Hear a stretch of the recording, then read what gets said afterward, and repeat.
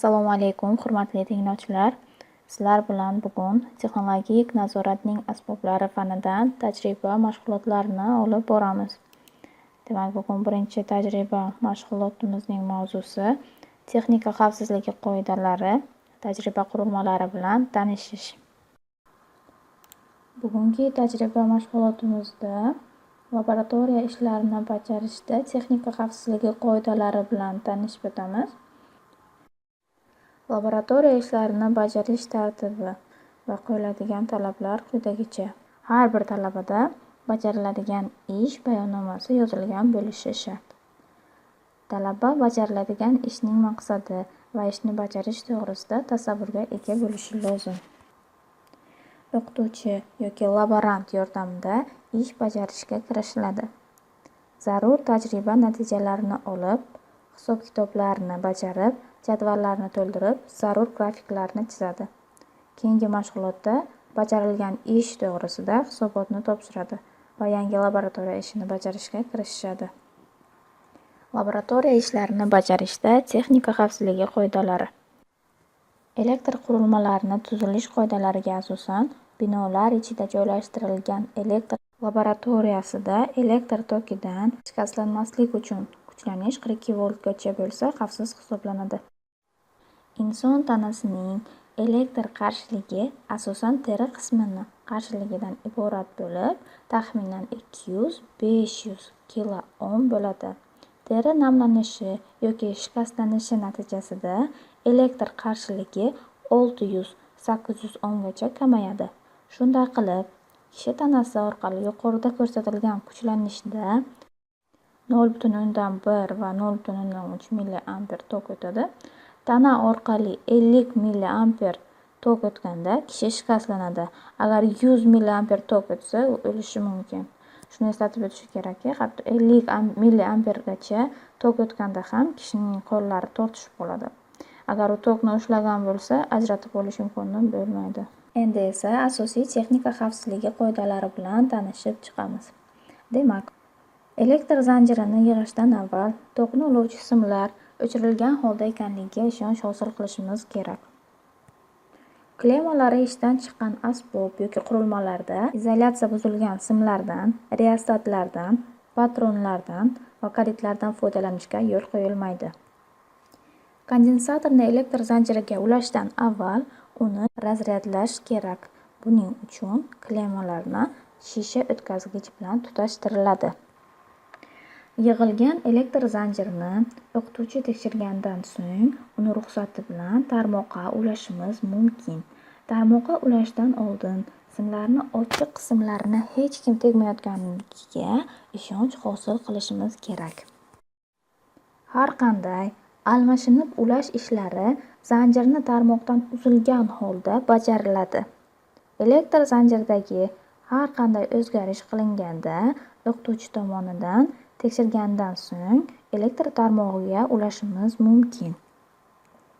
Laboratoriyada bo'sh taqsimlashda almashlab ushlash ishlari talabalarga ruxsat berilmaydi. Elektrodvigatel bilan ishlaganda aylanuvchi qismlarga kiyim qismlari soch tegib qolishidan ehtiyot bo'lishimiz kerak. Ish davomida agar qandaydir buzilish natijasida tutun chiqsa yoki qismlar qizisa, darhol elektr tarmog'idan ajratib, hodisa haqida o'qituvchiga xabar qilish kerak. Agar kimdir kuchlanish ostida bo'lsa, uni ushlab tokdan ajratishga urinmaslik kerak. Chunki bu ajratuvchi inson uchun ham juda ham xavfli hisoblanadi va uni shikastlashi mumkin. Bunday hollarda tarmoqdan elektr zanjirini ajratish kerak va o'qituvchiga xabar qilish kerak. Talabalarga ushbu qoidalarni o'tgandan so'ng laboratoriya ishiga ruxsat beriladi va alohida daftarga qayd etib boriladi. Talabalar laboratoriya ishini bajarishda quyidagi qoidalarga rioya qilishlari kerak.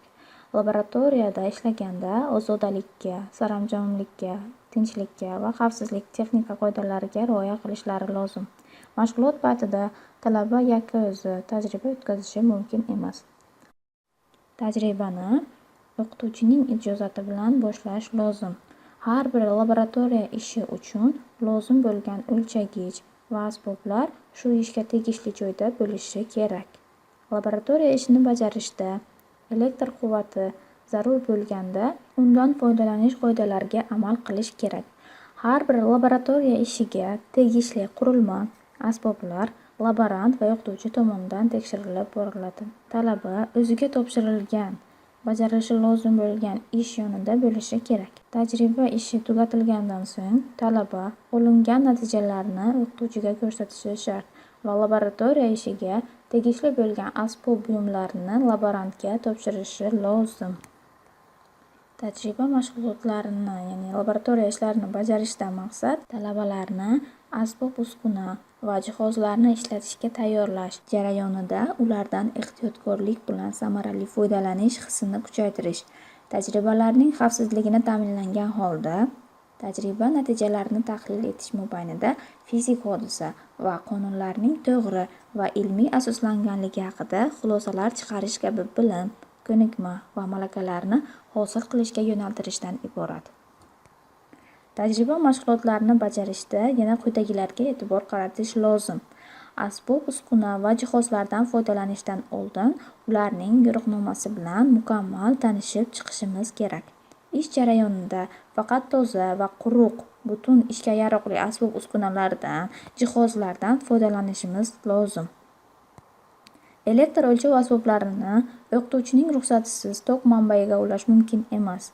Laboratoriya ishining elektr zanjiriga yig'ishida xatolikka yo'l qo'yib bo'lmaydi. Aks holda asbob-uskunalar ishdan chiqishi va talabalarning hayotiga xavf tug'dirishi mumkin.